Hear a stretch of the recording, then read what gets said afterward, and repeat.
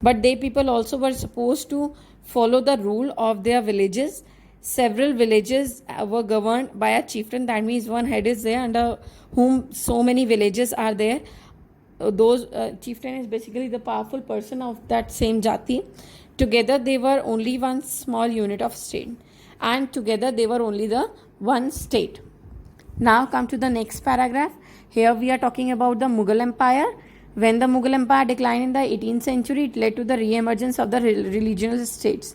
That means when the Mughal Empire collapsed at that time, the regional states re-emerged. That means the people again starting to ruling according to their religions, but years of imperial pan regional rule had altered the character of the regions. That means at that time the Britishers were ruling India, and they have somewhat changed the character of the regions. That means wherever the regional area were there and ruled by some regional ruler, that also changed among the Britishers.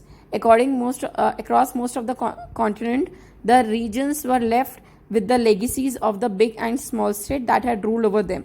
Some of the regions were left idle only.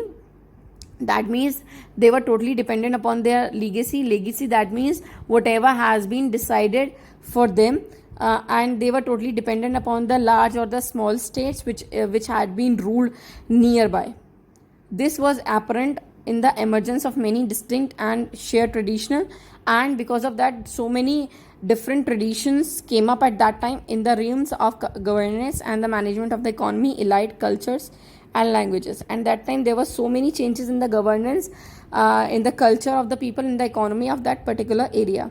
Though the 1,000 years between 700 and 1750, the character of the different region did not grow in isolation. That means they are saying that isolation means loneliness. The character of different region, that means in particular area only one region was not there, only they have not grown separately. All the regions grow together, all the religions grow together. These regions felt the impact of larger pan-regional forces of integration without ever quite losing their distinctiveness. That means they also felt the impact of other regional forces as well all together at the same time. Okay, and but without losing their distinctiveness. At the same time they have also maintained their differentiation from them. They have maintained their distinctiveness. That means the way which they are different from others, they also maintain that also in that time.